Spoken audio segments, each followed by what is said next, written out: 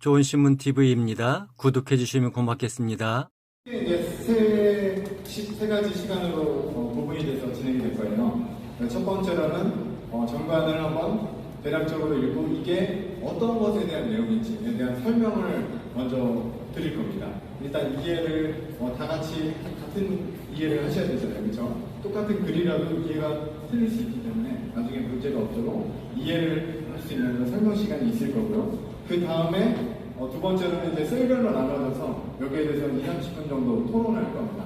그래서 함께 얘기를 거기서 자유롭게 나누시고 그 다음에 다시 저희가 다시 이 자리에 모여서 세 번째로 셀 리더님께서 대표로 이제 질문, 셀에서 나왔던 얘기들을 정리하셔서 적으셔서 질문, 답변 그리고 함께 토론하고 건의하고 이런 시간을 가질 겁니다. 그래서 할 말 없을 때까지 저희가 다 토론을 해놓고 그 다음에 정관을 이런 부분을 한번 쭉 보면서 여러분들이 동의하고 동의하시면 넘어가고 이런 식으로 하면은 오늘 정말 규정이 깔끔하게 진행될 것 같다는 생각이 듭니다. 그래서 이런 순서로 진행이 될 거고요. 그리고 오늘 주보에 보시면은 이제 아까 4번에 3번 제가 내용 읽어드릴게요. 유아 세례를 받은 스스로 신앙 고백을 할 수 있는 만 14세 이상을 대상대에서 뺐습니다. 요거 이유를 좀 설명을 드리면은 이게 이제 우리 교회 정관에 보면은 정회원이라는 규칙이 있어요. 정회원의 기준이 있는데 이 기준과 충돌을 할 것 같아서 뺐습니다. 그러니까 기존 교회에서는 이제 입교인이라고 있잖아요. 입교인을 정회원으로 보거든요. 세례를 받고 입교를 해야 그 교회 교인으로 보는데 우리는 입교라는 단어보다는 우리가 가진 오늘 만들어진 이 정관에 의해서 정회원이 되면은 그 사람이 교회 정식 교인이기 때문에 그런 부분들이 충돌이 될 것 같아서 뺐음을 미리 알려드립니다. 그리고 네, 일단은 오늘 정관을 진행하기 전에 제가 이 얘기는 꼭 드려야겠다라고 생각을 했습니다. 어떤 거냐면은 진보와 보수에 대한 얘기.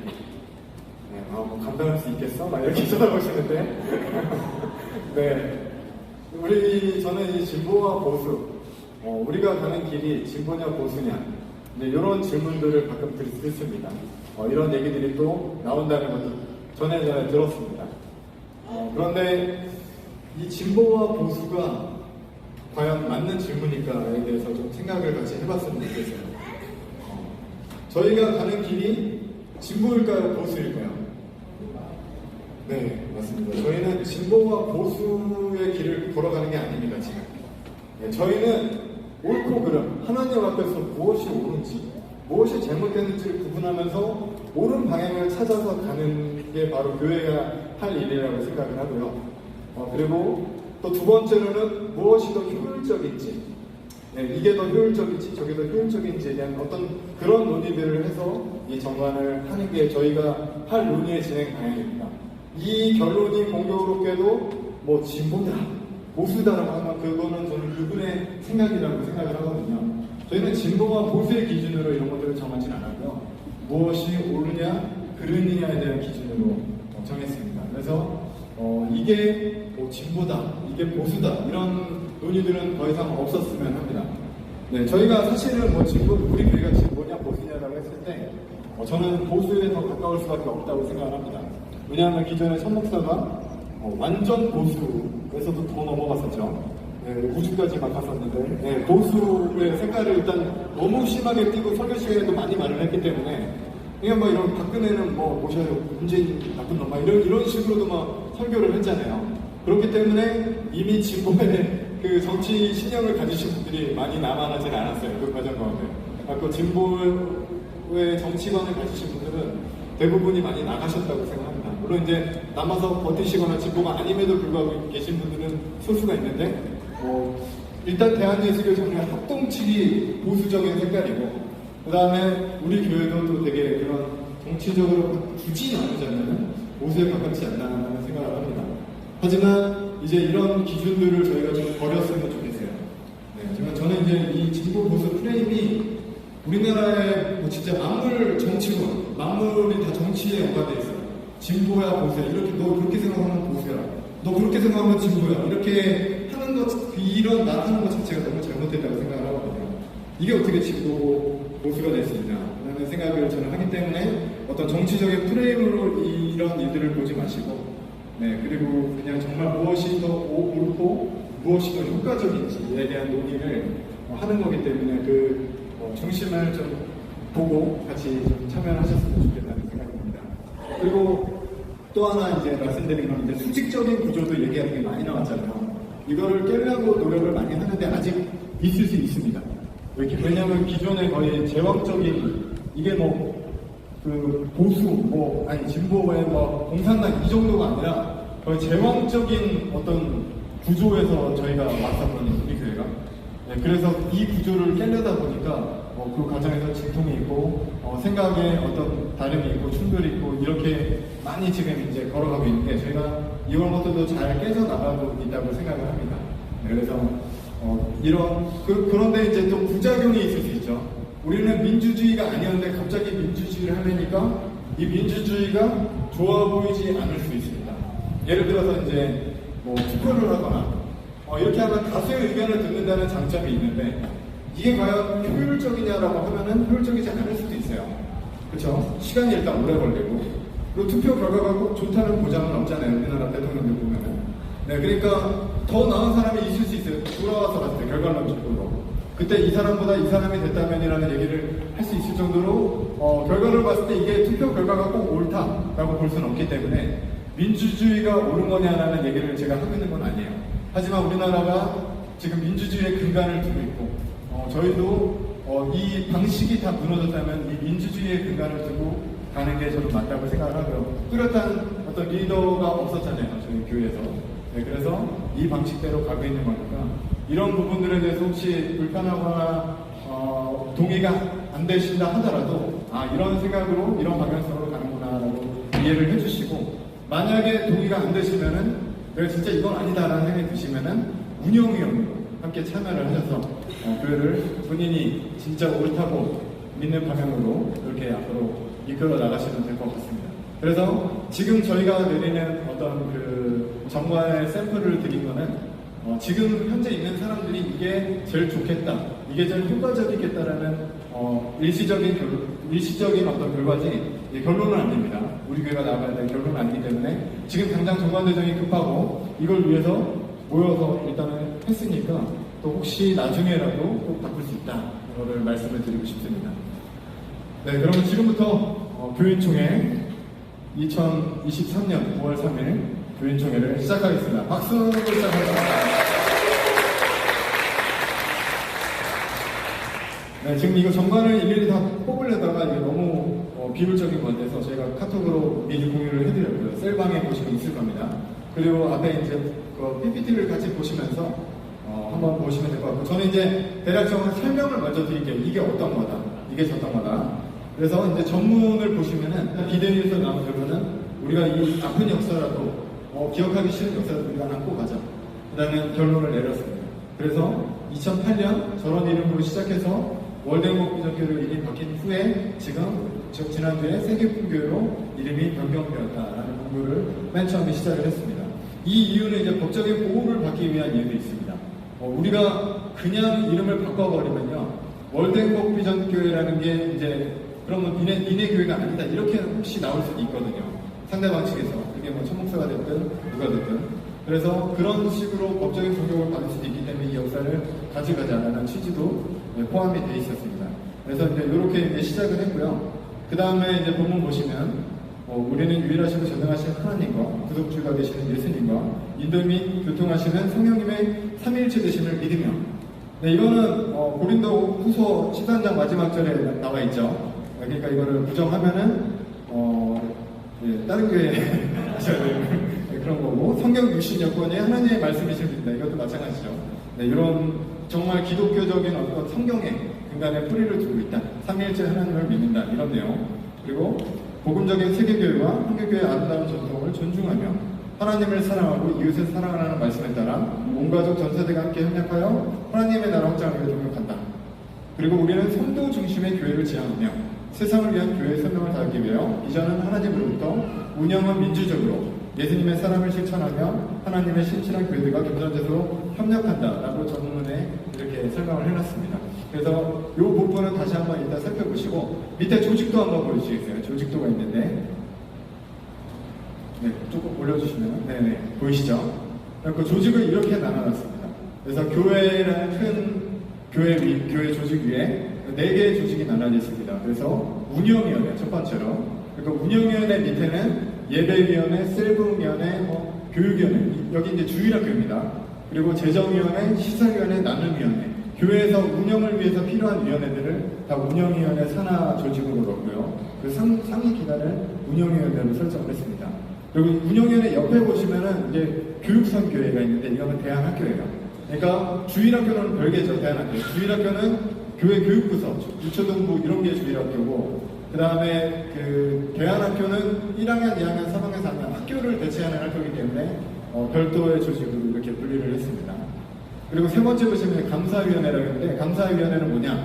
운영위원회에 감사위원회가 속해 있으면 안 되고 이거는 별도의 조직으로 운영을 합니다. 그래서 감사위원회는 이 교회에 있는 모든 조직들을 다 검사를 하는 거예요. 검사. 이들이 제대로 하고 있나? 정말 룰대로, 규정대로 하고 있나? 혹시 뭔가 잘못되고 있지 않은가를 감시하는 역할.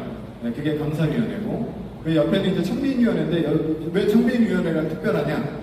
특별하게 기간을 정해서 운영을 하기 때문에, 그래서 특별기관으로 따로 분리를 했습니다. 그리고 특별한 기간, 특정된 기간, 그러니까 청빙이 완료되는 시점에 해체될 수 있는 임시 조직이기 때문에 이거를 또 운영위원회 산하로 넣으면은 결정이 또 운영위원회 결정이 돼버리잖아요. 청빙도 너무 운영위원회 권한이 커질 것 같아서 청빙위원회는 따로 독립적으로 운영을 하는 걸로 이렇게 조직도를 편성을 했습니다. 논란이나 질문은 이따가 한 번에 받을게요. 넘어가서 1장 총칙. 요거는 그냥 읽어보시면 될 것 같고요. 그 다음에 2장 교인. 교인 보시면은 교인은 우리 교회에 귀하게 동의하고 등록한 모든 남녀, 단 정당한 이유 없이 6개월 이상 주일예배에 참석하지 않았거나 학교에 등록된 것으로 확인하는 자는 운영위원회 확인을 통해서 교인 자격을 상실한다. 이런 것들을 해놨고요. 저희가 이 상실도 되게 중요하다는 걸 배웠죠. 이 상실 규정이 명확하지 않으니까 교사모 같은 단체들의 출입을 저희가 막을 수가 없었어요. 그렇기 때문에 상실도 정확하게 적어놨고요. 그리고 의문을 읽어보시면 되고, 좀 특별하게 6조의 정회원 보시면은, 이제 우리 교회 의결권, 투표권을 가진 사람을 정회원이라고 하는데, 정회원은 만 1년 이상 출석한 세례교인을 기준으로 합니다. 그래서,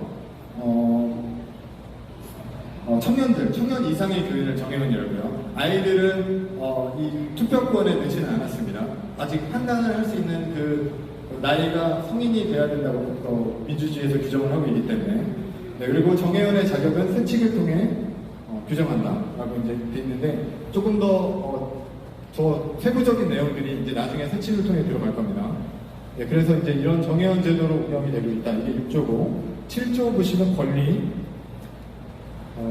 교인의 권리는 영적 보호, 양육과 영적 보호를 교회로부터 받을 수 있고, 교회가 교인이 정당하지 않은 이유로 뭔가 불의를 당하면 교회가 지켜주는 역할을 하는 게 그게 교인이죠.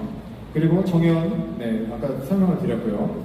그 다음에 교인 호칭도 성경적으로 또한 일반적으로 이렇게 분류를 했습니다. 청년은 만 19세 이상의 미혼 정회원, 집사는 만 19세 이상의 기혼 정회원. 자, 그럼 여기서 이제 의문이 있을 수 있죠. 결혼을 했다가 사별을 하거나 이혼을 하셨던 분들을 어떻게 청년으로 볼까, 기혼으로 볼까? 이런 여러 가지 나이가 굉장히 많으신데 이분을 청년이라고 불러야 될지, 미혼이시면 집사를 불러야 될지, 그런 어떤 혼선들이 있을 수 있는데, 이거는 어떤 본인의 뜻에 결정, 존중을 해서, 상호 존중을 해서 결정을 하면 되는 걸로 그렇게 하면 될 것 같습니다. 그러니까 저희 교회가 일방적으로 지정을 하는 게 아니라 본인의 의사, 내가 청년으로 하고 싶습니다라고 하면 청년으로 불러드리고, 집사를 하고 싶습니다면 집사라고 호칭을 불러드리는 대신 어느 쪽으로 가든 이제 1년 이상을 유지를 하면 정회원이 되시는 거죠. 권사는 만 44세 이상. 그리고 권사부터는 우리가 조금 존경받는 리더의 호칭이기 때문에 조금 이제 자격을 더 추가를 했습니다.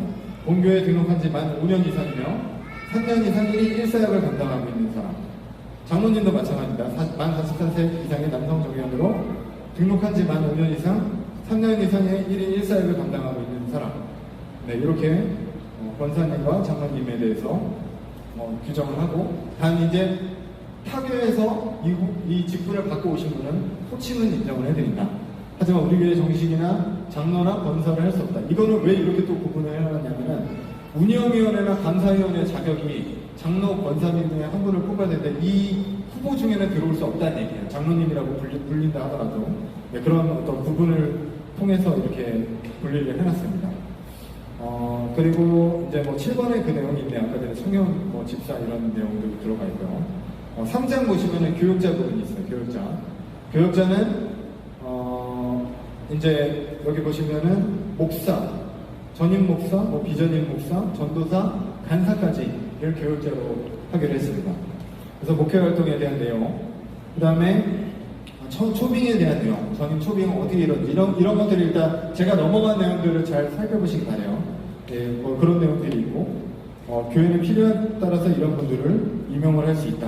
그리고 이분들의 휴식기간, 정년 해임, 사임 이런 것들은 너무 시간이 오래 걸리는데 지금 저희가 다 결정할 수는 없을 것 같아요. 그래서 차후 운영위원회, 지금 청빙위원회와 함께 협의를 해서 이런 부분들을 세칙으로 자세히 규정을 했으면 좋겠습니다. 세칙도 그냥 들어가는 게 아니라 세칙 내용도 주보를 통해서 공개가 되니까요. 네, 그렇게 일방적으로 정해지는 건 하나도 없을 겁니다. 그리고 이제 어제 새롭게 추가되는 부분이 바로 10조입니다. 교역자의 경제적 지원인데, 이거는 이제 쉽게 말하면은 만 1년 이상 근속한 전임 교역자의 경우에 1,000만원, 만 1년 이상 근속한 전임이 아닌, 그러니까 비전임 교역자의 경우에 300만원까지 퇴직금 전까지 지원금을 할 수 있다. 이 얘기는 왜 들어갔냐면은 지금 우리 교회 간사님들이 기존에 아시죠? 70만원, 80만원, 50만원 받으시는 분들이 많았고 지금 이제 우리 교회가 이사 가는 상황이 되니까 보증금이 없다. 보증금을 걱정하시는 분이 있고 이사 비용을 걱정하시는 분들이 계세요. 근데 기존에 벌 수가 없는 시스템이고 오히려 대출이 더 늘어나고 이런 시스템 속에서 오랫동안 생활을 하셨던 분들이기 때문에 이거는 교회에서 경제적으로 어느 정도는 지원을 해드리는 게 맞다. 대신에 이제 우리가 막 줄 수 있는 여유 있는 재정은 아니기 때문에 단 대출 형식으로, 물론 이자는 없습니다. 교회에서 이자 받으면 되게 웃기잖아요. 네, 영리가 아니게끔 무이자로 그분들에게 이제 교회 돈을 빌려드리고 당장에 어떤 어려움을 회복할 수 있도록 하고, 만약에 나중에라도 갚을 게 없으면 어차피 퇴직금이 있으니까 퇴직금에서 공제한다든지 이런 식으로 좀 설정을 해서 어떤 어려운 긴급 상황이 있을 때 이분들을 도울 수 있는 제도가 필요하다고 생각해서 삽입을 했습니다. 네, 그래서 또 이거는 또 여러분들 이해를 하셔야 될 게, 그럼 전임은 뭐고 준전임은 뭐냐라고 했을 때 지금 이제 원래 간사님들이 다 대안학교 교사로 들어왔어요. 그리고 교회 간사일도 다 완전 혼합해서 하고 있어갖고 업무적으로 너무 무리가 많았는데 차차 분리를 하려고 지금 목표를 가지고 있거든요. 학교 선생님들은 학교에 집중할 수 있도록, 간사님들은 교회 사역에 집중할 수 있도록 이제 분리를 해야 되는데 당장 이걸 할 사람이 없어요. 그래서 점진적으로 분리를 하되 학교의 비중이 높은 분들은 교회에서 예를 들어 200만 원을 받는다고 치면은 학교에서 150만 원을 드리고 교회에서는 50만 원을 드리는 겁니다. 네, 그런 식으로 이제 했을 때 이분은 교회 입장에서는 준전임 간사가 되는 거죠. 그래서 정식 간사가 돼서 대신에 그럼 이분은 대출이 조금데 어떡하냐? 이건 학교 재정으로 또 세칙을 만들어서 학교에서 또 지원하는 방식. 그래서 한 1,000만 원 정도는 가지고 있어야 보증금을 하고 이사를 하고 이럴 때 좀 여유가 있을 수 있겠다. 그래서 개인당 그 정도로 맞춰드리는 게 좋겠다라고 했습니다. 일단 요거를 저희가 이렇게 제정을 할 수 있는 이유는 저희의 운영 자금이 이게 가능하기 때문에 이렇게 제정을 했습니다. 이게 불가능하다면 이런 규칙을 넣지 않았겠죠. 그래서 재정은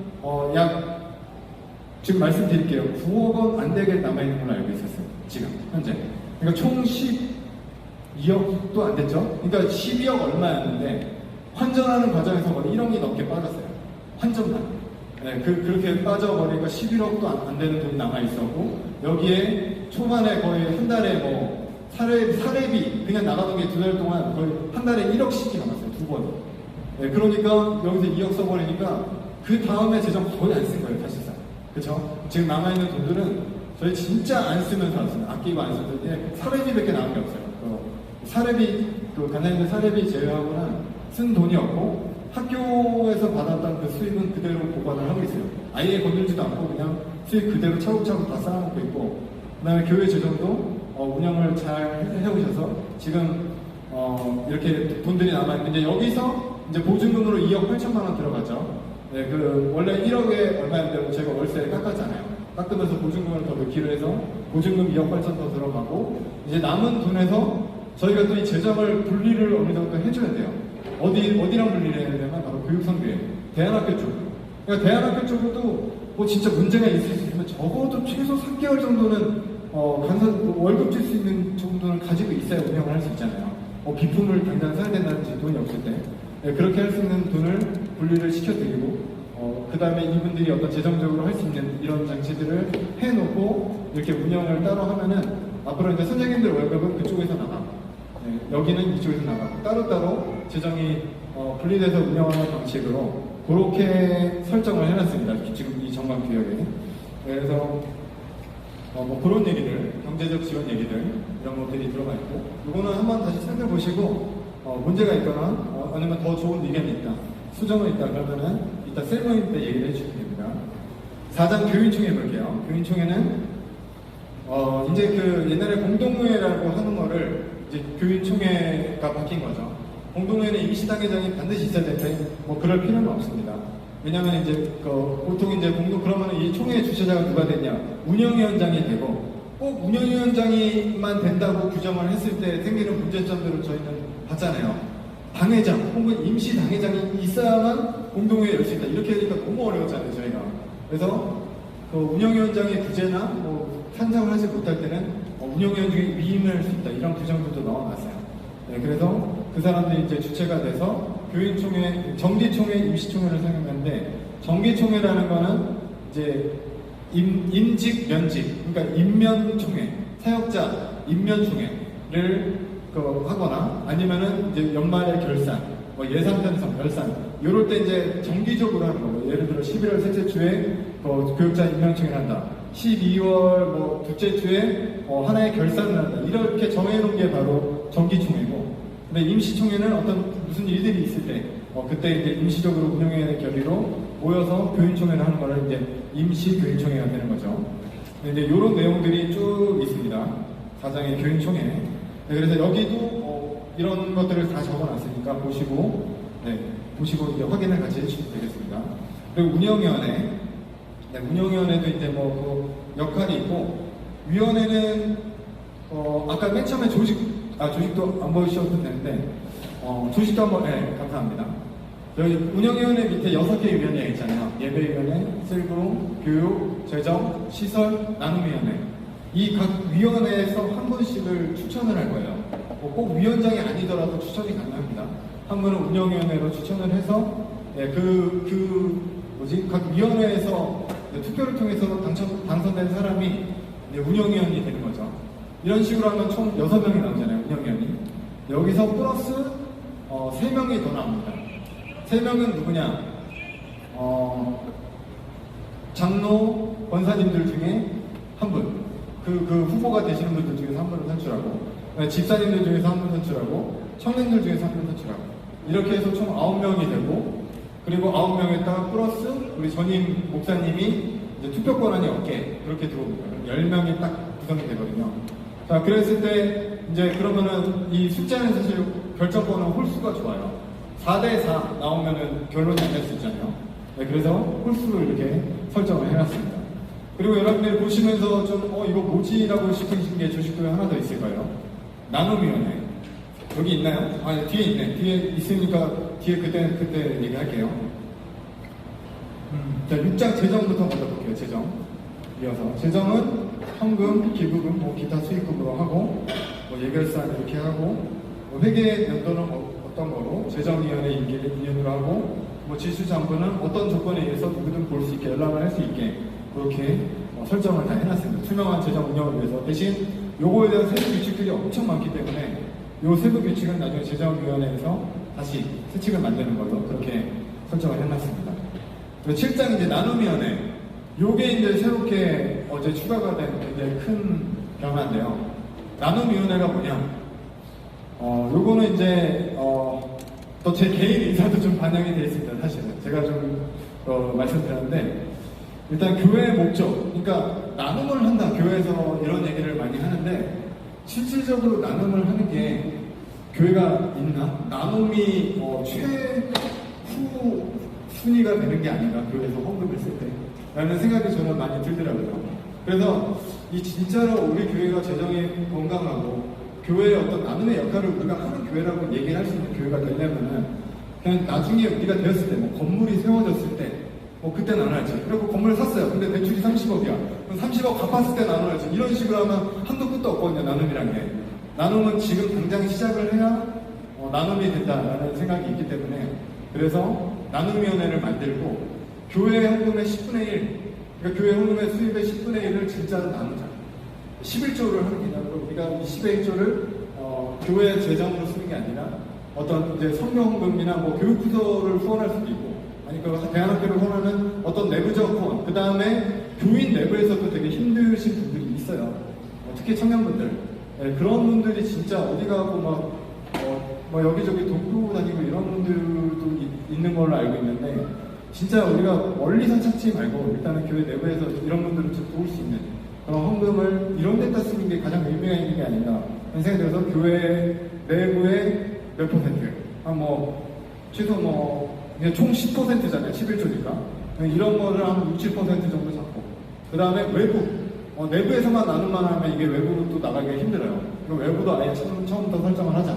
하고 외부에 어떤 도움이 필요한 곳에 이렇게 나눔을 하는 거 한 2, 3% 정도. 그러니까 내부에서 뭐 교육부서나 교육 아동을 위한, 차세대를 위한 어떤 그런 헌금, 7% 안에 그런 게 들어있는 거죠. 헌금이 들어있고, 그 다음에 그 어려운 분들을 위한 헌금이 들어있고, 또 외부적인 나눔, 그렇게 해서 10%를 채워서 그런 나눔을 하는 그런 위원회가 따로 있으면 좋겠다라는 생각에서 집어넣었거든요. 그래서 이거는 교회에 이제 헌금 수입이 잡히잖아요, 저희가. 한 달에 들어올 거 아니에요? 그 한 달에 들어온 것은 10분의 1을 이 나눔위원회에 주는 겁니다. 교회 예산과 재정과 아무 상관이 없어요. 이 나눔위원회는 나눔만. 이 돈을 어떻게 쓸 것인지를 결정하고 상의하고 어떤 그런 기준들을 나누는 위원회를 나눔위원회라고 하는데 요거에 대해서 일단 의견이 또 다르실 수 있으니까 의견을 듣고 나서 오늘 뺄 수도 있습니다. 네, 그러면 자유롭게 의견을 주시기 바랍니다. 그리고 8장의 감사위원회. 감사도 잘 보세요. 이건 독립기관입니다. 운영위원회나. 장로님들 중에서 한 분, 권사님들 중에서 한 분. 이게 감사는 조금 그래도 교회 어른들이 이런 것들을 봐주시는 게 좋다는 판단이 들어서 장로 중 권사 이렇게 한 게 아니라 장로 중에 한 분, 권사 중에 한 분, 집사 중에 한 분, 청년 중에 한 분, 4명이서 이런 것들을 감사위원회를 만들어 갑니다. 그래서 이 감사는 재정이고 교육이고 보고 다 제대로 하고 있는지 각각의 설정을 하고 이제 감시를 하는 역할이에요. 그래서 감사팀은 필요시 그 회의에 참석할 수 있다 이런 규정들도 있어요. 네, 결의권이 없는 상태에서 그런 것들을 하는 게 바로 감사입니다. 그래서 이거는 이제 읽어보시면 되고요. 8장. 자, 그리고 9장 교육선교회. 요거는 이제 주일학교랑 별도라고 아까 말씀을 드렸죠. 대안학교입니다. 대안학교. 그래서 이 대안학교는 별도로 세칙을 두고 별도로 운영을 한다. 이제 이런 내용이 9장에 있습니다. 그리고 이제 마지막으로 부칙이 있어요. 그래서 이 부칙은 1조, 이걸 한번 보실까요? 크게 한때에서. 1조 보면은 본 규약의 효력 발생은 본 규약이 교육총회에서 통과한 때로부터 한다. 그러니까 오늘 통과가 되면 오늘부터 이 부칙 이제 효력이 발생하는 겁니다. 정말 효력이. 그 다음에 2조는 세칙 제정은 하부 세칙. 그러니까 너무 디테일한 부분들, 짜잘한 부분들은 나중에 관련위원회에서 수립을 하고 운영위원회에서 승인이 받으면은 그러면은 세칙이 제정이 될 수 있습니다. 대신에 이제 이 세칙이 빨리 또 만들어지는 과정에서 운영위원회 타이밍보다 빠를 수 있기 때문에 일단 비대위가 그 역할을 대신한다. 그럴 수 있다. 대신 한다는 건 아니고 대신 할 수 있다 정도로 써놓은 거고요.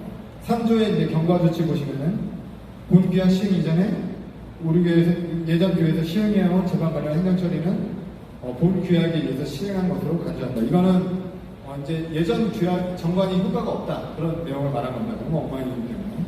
그리고 4조 주소지 변경. 네, 주소지 변경된 주소는 당의 결의에 의한다. 교회 주소가 변경된 교회 네, 그런 거는 방해가 아닌데 뭐 잘못 쓴 것 같아요. 아무튼 이것도 수정을 해야 될 것 같아요. 4조는 그렇고 5조 장로 교훈기억 시행 이전의 장로들은 제8조에도 불구하고 장로의 지위와 자격을 그대로 유지한다. 원래 장로는 새로 선출이 돼야 되는데 여기서 그 기존 장로님 두 분이 나이가 만 44세가 두 분 다 안 되시죠? 네, 되시는 분은? 네, 아무튼 그 나이에 걸려서 제한이 있을 수 있어서 그분들의 어떤 장로의 직분을 인정한다, 뭐 이런 내용이고요. 여기서 이제 또 추가로 하나 더 필요하다고 제가 생각하는 게 권사와 집사 또 필요하다고 생각합니다. 권사와 집사에 대한 규정. 그러니까 권사님들도 제가 볼 때는 인정을 해드리는 어떤 규칙이 여기 들어가야 될 것 같아요. 네, 그러니까 정회원에 해당이 되시는 분들은 기존에 우리 지금 5년이 안 되시다 하더라도 지금 이 과정을 또 함께 해오셨기 때문에 우리가 동의를 한다면은 정회원의 그 정식 권사님으로 등록이 될 수 있게 그렇게 해야 되고 또 집사도 마찬가지죠. 집사도 그렇게 해야 됩니다. 왜냐하면 이게 지금 이게 되게 어려운 게 뭐 장로, 권사, 집사 이런 걸로 운영이 되어 있지 않았잖아요. 기존 교회가. 그러니까 정식으로 안수를 받거나 정식으로 임명된 사람이 거의 없습니다. 그렇기 때문에 저희가 이번 기회에 그냥 그 인정을 해드리고 임명을 해드리고 그런 것들을 좀 하면 좋을 것 같아요. 네, 그래서 여기까지 설명을 드렸고요. 지금부터 이제 셀별로 나눠 앉으셔서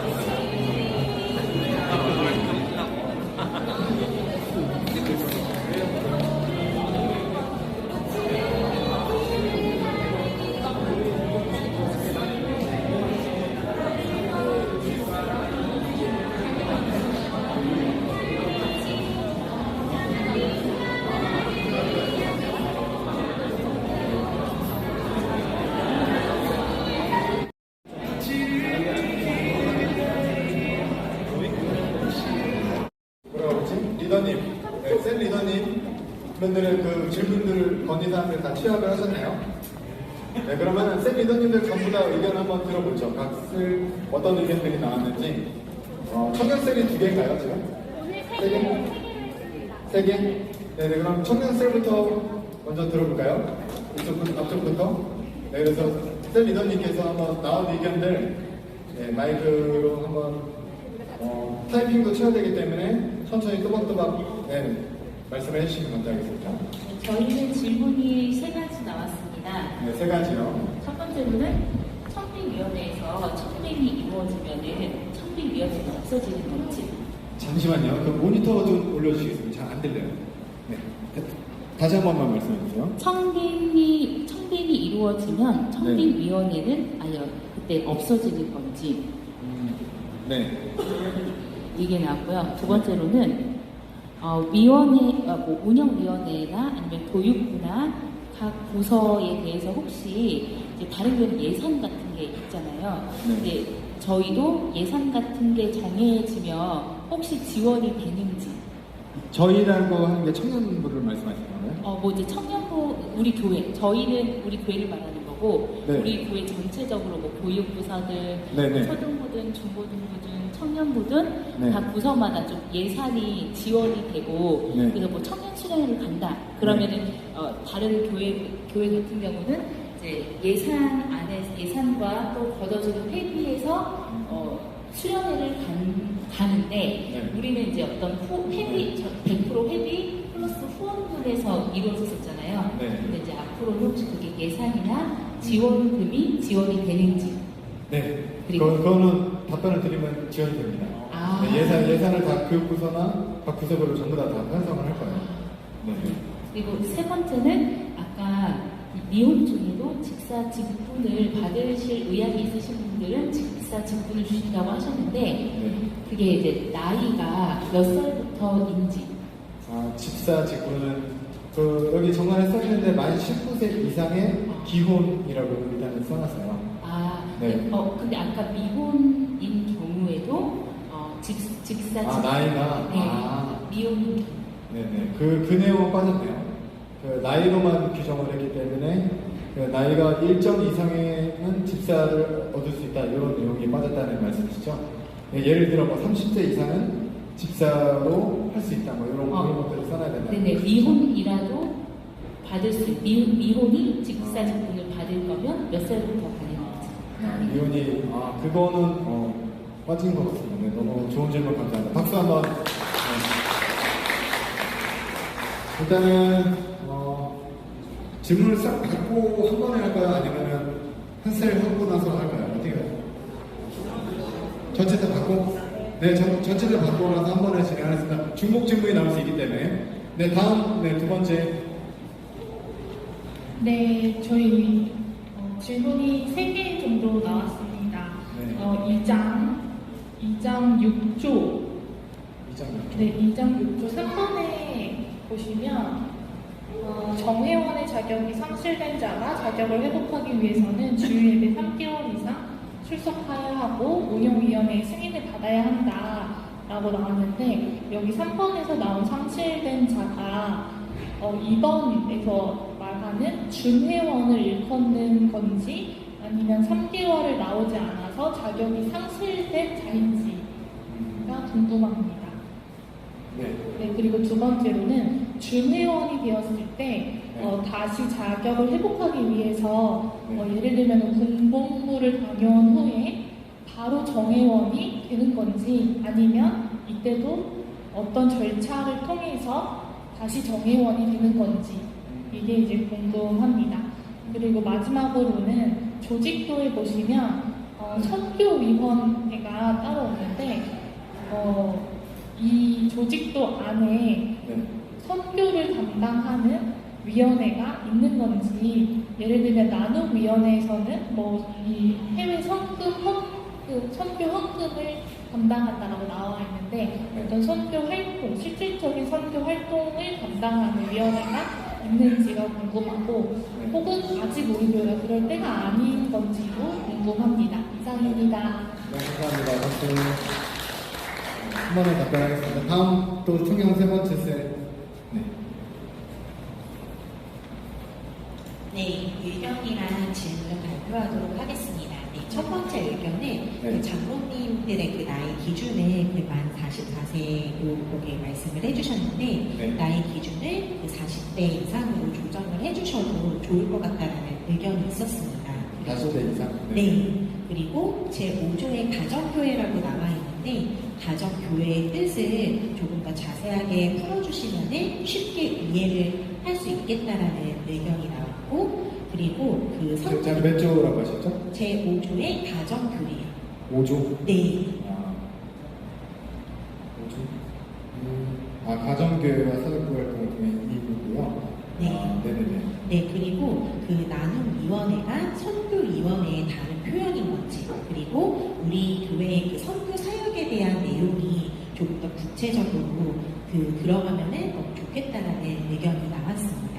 그리고 또 우리 교회가 지금 민주적인 과정으로 정관이 또 이렇게 만들어지고 있기 때문에 앞으로 우리 교회가 더 잘 되겠다라는 기대감을 함께 나누는 시간이었습니다. 이상입니다. 박수.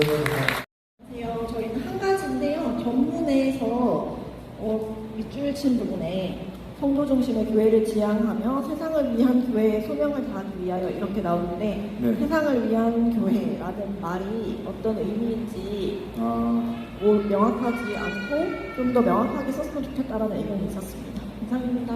네, 감사합니다. 네, 저희 기원에서는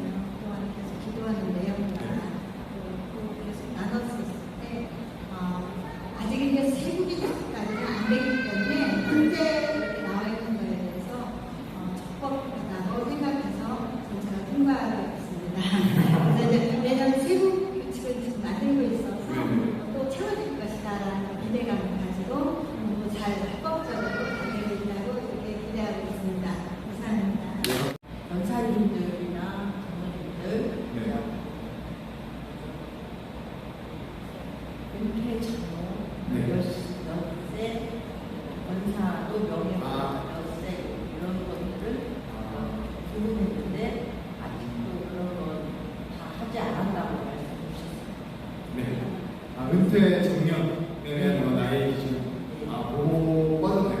말씀해 주세요. 저희 쪽에서도 이제 나온 이야기는 일단은 이제 그 정관을 너무 잘 만들었다.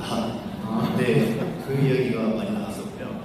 그 다음에 이제 제1선 총칙에서 그 제 성적 목적에 보면 그 6가지 비전을 지향한다라고 하는 그 6가지 중에 그 첫 번째로는 그 1번부터 5번까지는 교회로 끝났는데 이번에 이제 한국교회 건강회복을 위한 연합이라고만 되어 있잖아요. 그래서 예를 들어 뭐 연합을 추구하는 교회라든지 뭐 이런 식으로 교회는 끝나면 좋겠다고 이야기 있었고 또 하나는 교회. 예.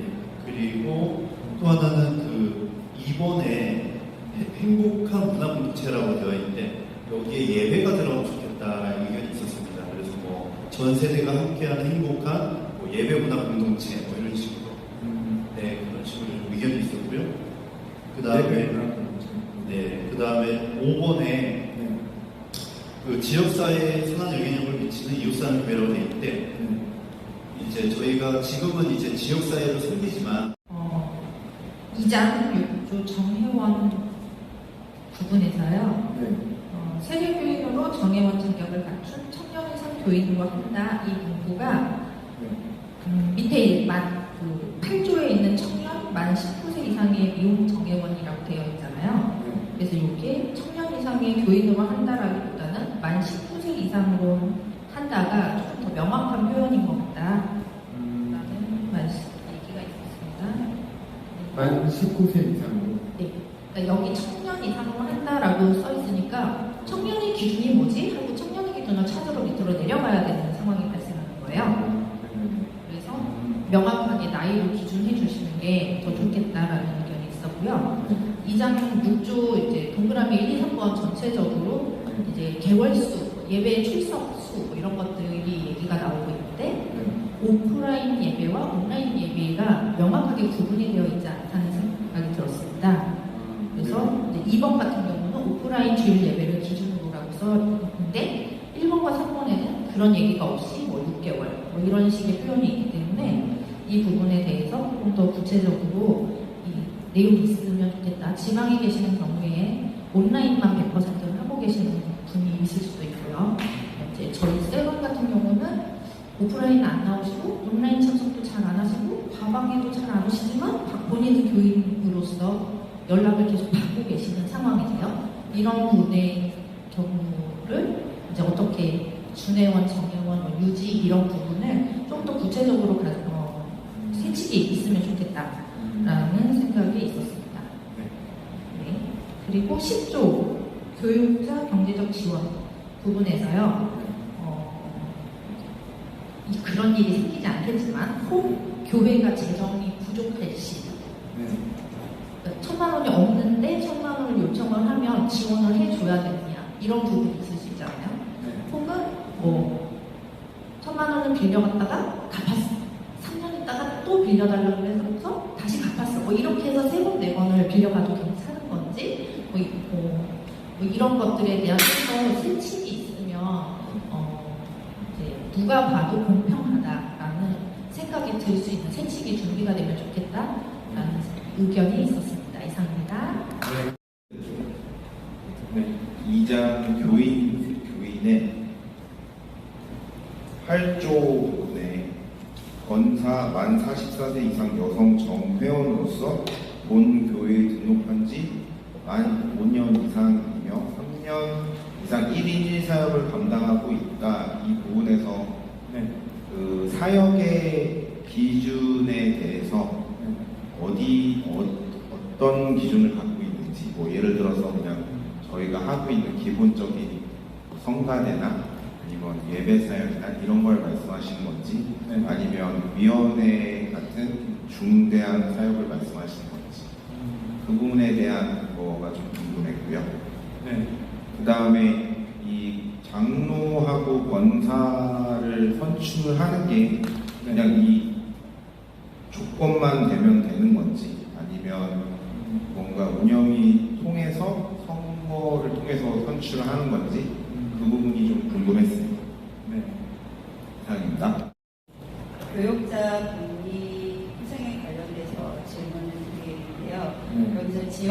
저희 만 1년 이상 근속한 전입교육자의 경우 1,000만 원을 지원한다라고 되어 있는데 네. 이것이 단 1회 지원이고 반환 안 해도 되는지에 대한 질문을 드리고 싶고, 그리고 그 밑에 보면은 지급금이 필요한 교육자의 경우 보증금, 이종금, 위급사항 이 부분에 대해서 좀 더 세부적인 규칙이 있었으면 좋겠다라고 말씀하신 게 뭐냐면, 각 교육자마다 개인의 사정도 다 다르고 개인의 어떤 자산적인 부분도 다를 수 있기 때문에 그런 자산을 총합해서 이 사람이 갚을 수 있는, 그 다음에 이 사람이 정말 급한 상황인지 이런 걸 좀 더 세부적으로 이거를 좀 검토한 후에 이런 것들을 어떤 식으로 상환을 할 건지에 대한 이런 규칙들이 있었으면 좋겠다라는 의견이 있었습니다. 이상입니다. 네. 1번 항목과 2번 항목이 별개인 건지, 그래서 네. 공리후생을 위한 지원금은 1,000만 원과 300만 원이 각각 구정돼 있고, 또 이후로 지원금이 또 필요한 교육자는 또 차용증을 제출해서 또 지원을 받을 수 있는 건지에 대한 세부 내용이 궁금하고요. 그 다음에 그 상환 횟수라든지 아니면 이를 분할해서 몇 번까지 사용할 수 있는지에 대한 좀 세부적인 세칙이 있으면 좋겠다는 의견이 있습니다. 그리고 상환에 관련해서도 방금 이제 김정혜 셀장님 의견해 주신 것처럼 네. 그냥 퇴직 전까지 무기한 반납 상환이 연장이 되는 건지, 아니면 상환 그런 또 추가 세칙이 있는 건지 있으면 좋겠다라는 생각이 듭니다. 이상입니다. 그 출석한 정회원 3분의 2 이상의 찬성으로 승인을 얻어야 한다라는 부분을 간단하게 승인을 한다라고 하면 좋을 것 같다는 생각이 들었고요. 두 번째, 단 추천된 위원 후보의 수가 정원을 초과할 경우, 여기서 정원이 어떤 건지 구체적으로 무슨 정원인지. 어디 정원? 그 33조의 마지막이요? 예, 33조 제 선출. 그래서 후보의 수가 정원을 초과할 경우에서 정원이 무엇을 의미하는지 구체적인 내용이 필요할 것 같다라고 의견 나눴습니다. 이상입니다. 네, 감사합니다. 7장 나눔에 관한 부분에서 네. 나눔위원회에서 교회 헌금 11조를 예산 편성하는 것은 아직은 아닌 것 같다. 1년 정도 유예 기간을 둔 후에 하면 좋겠다라는 말씀을 해주셨습니다. 네. 감사합니다. 네, 감사합니다. 나눔으로 교회 예산의 10분의 1을 구제를 하자 이 말씀을 하셨는데 그것에 첨언을 좀 드리면 신명기 14장 28절에서 29절에 매 3년 끝에 그 해 소득의 10분의 1을 다 내어 내 성금에 저축하여. 그러니까 10분의 1이 아니라 3년이면 3.3%, 나 3.4% 하는 게 이게 성경적 근거로 이렇게 하면 좋을 것 같아요. 아직은 저희 교회가 좀 더 구축에 좀 더 신경을 써야 할 때이기 때문에 3.3% 성경에서 이렇게 하면 좋겠다라는 의미 있습니다. 이상입니다. 네, 감사합니다. 인장 활동 규칙에 대해서 의견이 조금 나왔는데요. 청년 집사 권사 정보 너무너무 좋은데 집사가 한 단계 허들이 있는 권한이었으면 좋겠다라는 의견이 좀 나왔습니다. 잠시만요. 집사가 어떻게? 지금은 기혼이면 정부, 기혼 정회원이면 정부 집사잖아요. 근데 지금은 우리가 사실 인원이 적기 때문에 이런 게 괜찮지만 나중에 우리 교회가 이제 커지고 하면은 뭔가 이제 모든 사람이 다 집사야보다 다른 교회들처럼 몇 년 다 조금이라도 더 많이 몇 년 이상 헌금을 잘하고 뭔가 모델이 되는, 그러니까 권사 당론까지는 아니더라도 그래도 그 밑에 약간 이런 그런 호칭이었으면 좋겠다. 집사의 기준을 조금 더 올렸으면 좋겠다. 네, 그런 의견이 조금 있었습니다. 그리고 이 호칭에 대해서도 지금은 사역이랑 출석만 있는데 뭔가 헌금이나 11조 같은 것도 장로나 권사 같은 경우에는 11조나 요런 것도 일단은 써놔야 나중에 교육을 할 때나 이런 이럴 때 이야기를 할 수가 있다. 그래서 써져 있었으면 좋겠다는 의견이 있었습니다. 그렇게 될 경우에 만약에 이렇게 되면 괜찮지만 만약에 집사가 좀 더 허들이 있는 권한이라면 장모랑 권사는 나이가 50살 정도가 되면 조금 더 좋겠다. 이런 의견이 있었습니다. 집사 권사가 50대 정도? 집사의 나이인데, 네. 권사님. 네. 만약에 집사가 그냥 지금처럼 똑같다면 나이는 괜찮은데, 만약 집사가 이렇게 있다면 조금 올려도 좋겠다. 왜냐면 장로 권사가 뭔가 나이가 좀 있어야 다른 교회 만날 때도 이렇게 있어 보인다. 이런 말이 있었습니다. 네, 감사합니다. 좋은 신문 TV를 시청해 주셔서 감사합니다.